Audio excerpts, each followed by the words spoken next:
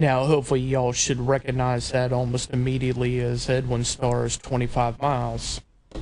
Beat, start moving, got to get me there.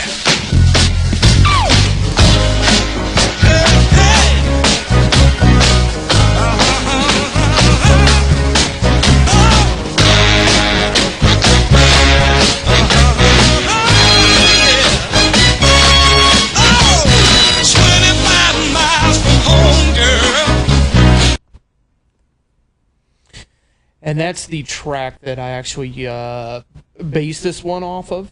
But a little quick history lesson.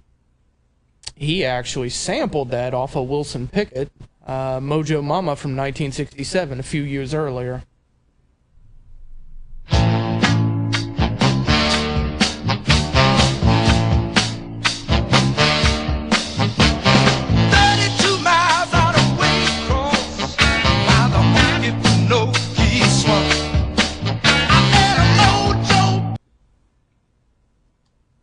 Now, the next thing I did is I threw the Edwin Starr's 25 Miles into Melodyne, helped me figure out the notes in that bass line. I'm not good enough to play it by ear, so that's why I got software to help. And amazingly enough, it's just stupidly simple.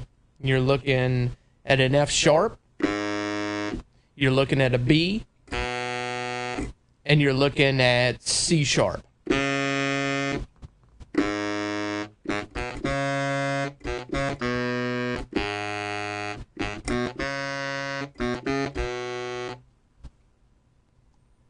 Now, the next part is the actual hook that I came up with. Pretty much the first two bars are that lick, and then I did a little bit of a derivative on it. And mostly it's horns and piano that are playing just that part.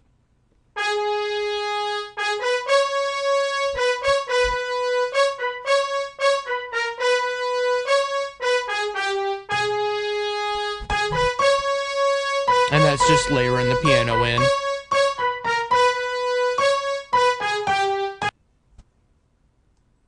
And now I'll show you all the elements blended in. I know the saxophone was the first instrument I chose because that was what was in the sample. But then I found a really nice bass patch. It kind of brings it to life.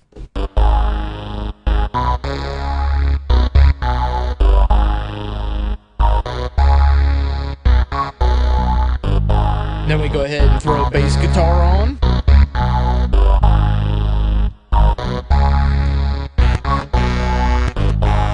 And there's that sax.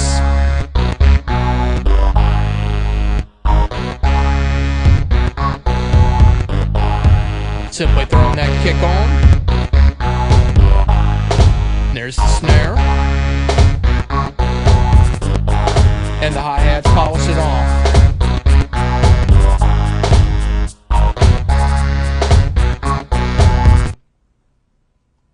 Okay, now I'm going to go ahead and show you over here on the audio side what we did as far as for mixing the tracks in. Now I'll show you on the audio side what I did with this.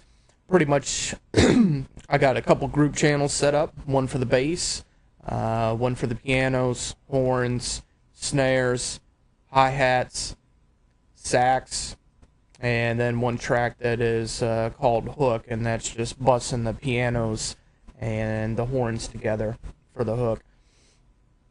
And what I got loaded up right now is the kick. I didn't do anything with it. Sample was good enough to go. Yeah, so that really didn't require anything interesting. I'll go ahead and do the bass subgroup.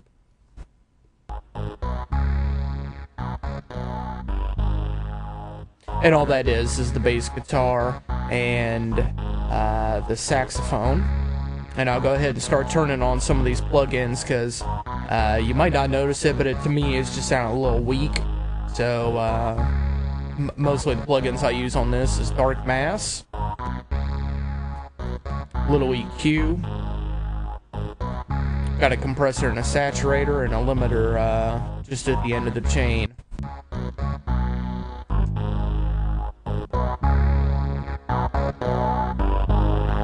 And I actually have a tube warmer on the synth bass.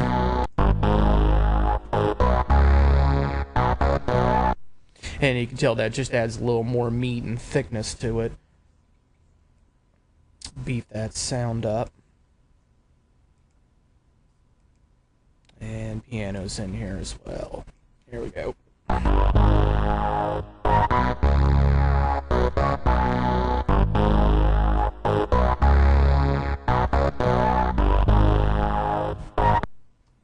And then the final important part on the bass is actually on the group channel.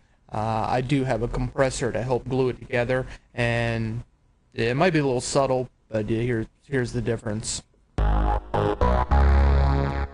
This is with it not being glued. And that's with it being glued together. And then we're going to mix the snares and the hi-hats in. There was actually enough reverb and everything on the samples that I used that I didn't need to add anything extra to it.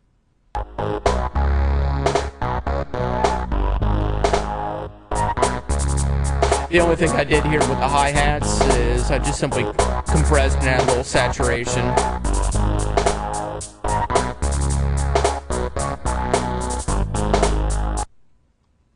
And then here on the horns that are playing in the hook, I didn't do a whole lot to it. Mostly just got a little compression and saturation, and then a little bit of reverb. This is the dry. A little saturation and compression. Add the reverb to bring it to life, and there's a similar treatment here on the pianos.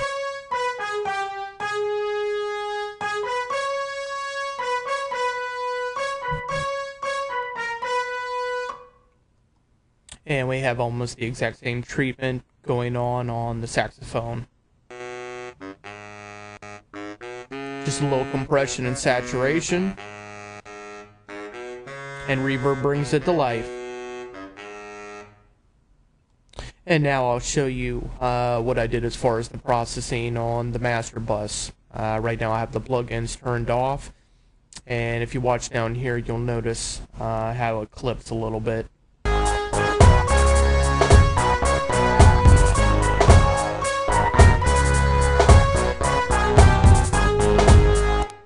So you can see it's peaking, it's showing 2.7, but in other parts of the song it's about 3 dB. So simply what I did was to turn it on is a multi-band compressor.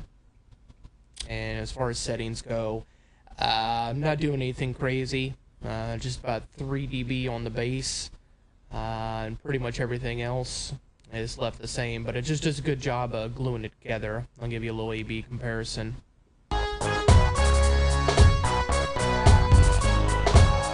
obviously this is with the compressor, and that's without.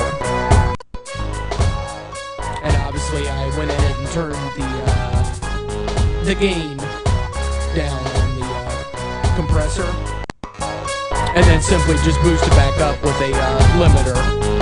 And that way it's nice, even, leveled off, no clipping, and there you go.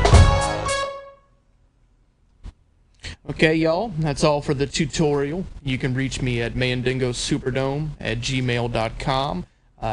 Leasing, pricing information, you want to collaborate, need a little help, tips, tricks, hit me up. You can find me on Twitter and Twitch tracks. It's at Mandingo Beats. Mandingo Superdome wouldn't fit, so that's what I had to go with. You can also find my online beat collection at Reverb Nation and SoundClick. If you just do a search for Mandingo Superdome on Google, you'll find all my stuff. I'm going to go ahead and let this play out.